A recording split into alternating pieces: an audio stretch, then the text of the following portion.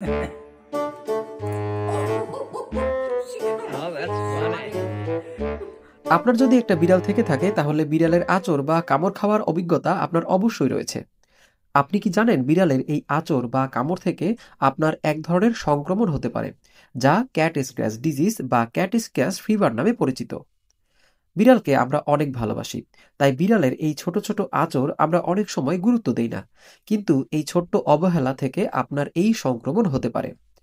আজকের ভিডিওতে আমি এই ক্যাট স্ক্র্যাচ ডিজিজ কেন হয়, কিভাবে এই ঘরোয়া চিকিৎসা করবেন তা বিস্তারিত আলোচনা করতে যাচ্ছি। হ্যালো ভিউয়ার্স, আমি ডক্টর লেলিন। আমার এই চ্যানেলে আমি নিয়মিত বিড়াল সম্পর্কে ভিডিও আপলোড করে থাকি, তাই যারা এখনো এই চ্যানেলটা সাবস্ক্রাইব করেননি তাদের কাছে অনুরোধ থাকবে আপনার বিড়ালের জন্য এই চ্যানেলটা সাবস্ক্রাইব করে নিতে পারেন। চলুন এখন মূল আলোচনায় চলে আসি। ক্যাট স্ক্র্যাচ ডিজিজ বা ক্যাট স্ক্র্যাচ ফিভার এইটা কি? এটা এক ধরনের ব্যাকটেরিয়াজনিত সংক্রমণ রোগ। বিড়ালের আঁচড়ে বা কামড়ের মাধ্যমে যখন এই ব্যাকটেরিয়া অর্থাৎ বার্টোনেলা হ্যান্সলি মানুষের ত্বকে প্রবেশ করে, তখন যাদের ইমিউন সিস্টেম দুর্বল তাদের এই সংক্রমণ রোগটা দেখা দেয়। এর লক্ষণগুলো কি কি? বিড়ালের আঁচড়ের জায়গা ফুলে যাবে, লাল হয়ে যাবে, জ্বর আসবে, ব্যথা অনুভব হবে এবং 3 সপ্তাহ পর অনেক সময় লিম্ফ নোড ফুলে যাবে এবং ঘাড়, গলা এবং এইখানে ছোট ছোট নোডিউলের মতো দেখা দেবে। তবে ঘাবড়ানোর কিছু নেই, যাদের ইমিউন সিস্টেম ভালো এবং অনেক সময় নিজে নিজেই এটা সুস্থ হয়ে যায়।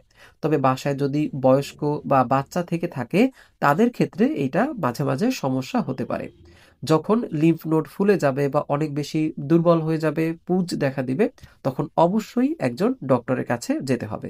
এই রোগ কিভাবে ছড়ায়? এই ব্যাকটেরিয়া সাধারণত ফ্লিয়ার মাধ্যমে বিড়ালের শরীরে প্রবেশ করে এবং বিড়াল যখন তার হাত পা এগুলো লিক করে, তখন লালার মাধ্যমে এই ব্যাকটেরিয়া তার নখে চলে আসে। এই নখে এই ব্যাকটেরিয়া তখন থেকে যায় এবং মানুষকে যখন এই বিড়াল আঁচড় দেয়, তখন মানুষের ত্বকে এই ব্যাকটেরিয়া প্রবেশ করে।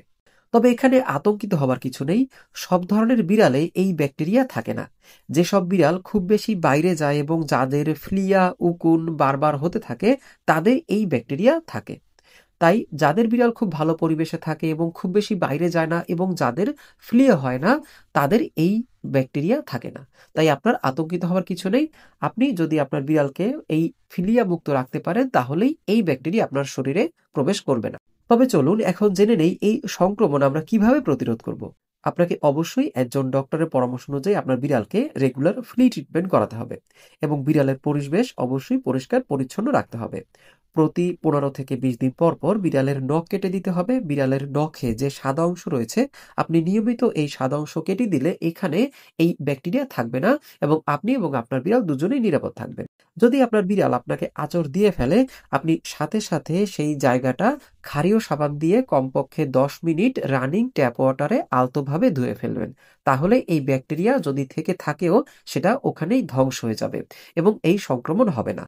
বিড়ালের সাথে একই পাত্রে খাবার খাওয়া থেকে বিরত থাকবেন।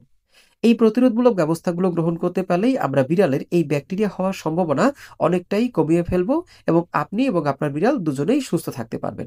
তবে আমি আবারও বলছি, এখানে আতঙ্কিত হবার কিছু নেই। যে সমস্ত বিড়ালের ফ্লিয়া হয় এবং যারা বারবার বাইরে যায় এবং অন্যান্য বিড়ালের সাথে মারামারি করে, তাদের এই ব্যাকটেরিয়াটা থাকতে পারে। আর আমরা জানি বিড়ালের আঁচড় বা কামড় থেকে মারাত্মক যে রোগ সেটা হচ্ছে র্যাবিস। তো র্যাবিস এবং এই ক্যাট স্ক্র্যাচ ফিভার এইটা কিন্তু এক না। ক্যাট স্ক্র্যাচ ফিভার খুব একটা মারাত্মক না, তবে র্যাবিস খুবই মারাত্মক। এই জন্য আপনার বিড়ালকে নিয়মিত র্যাবিস ভ্যাকসিন করাতে হবে। আর বিড়ালের আঁচড় বা কামড় থেকে নিজেকে সেফ রাখার চেষ্টা করবেন। কিভাবে বিড়ালের আঁচড় দেওয়ার প্রবণতা কমাতে পারেন এই সম্পর্কে একটা ভিডিও অলরেডি আমার চ্যানেলে দেওয়া আছে, তা এই ভিডিওর লিঙ্কে দেওয়া থাকবে, আপনি আই বাটনে গিয়ে সেই ভিডিওটা দেখে নিতে পারেন। কারণ বিড়াল যদি বারবার আঁচড় দেয় বা কামড় দেয়, সেটা কিন্তু অনেক সময় বিরক্তির কারণ হয়ে যায়। অনেক সময় এমন পর্যায়ে যেতে পারে যে বাসার অন্যান্য সদস্যরা আপনি সহ আপনার বিড়ালকে বাসা থেকে বের করে দিতে চাইতে পারে। তো এটাই ছিল আজকের ভিডিও। যদি ভিডিওটা ভালো লাগে তাহলে ভিডিওটা লাইক করতে পারেন। আর বিড়ালের আঁচড় থেকে আপনার কোনো সমস্যা হয়েছিল কিনা তা এই ভিডিওর কমেন্টে জানাতে পারেন। আপনি এবং আপনার বিড়াল দুজনেই সুস্থ থাকুন। ধন্যবাদ।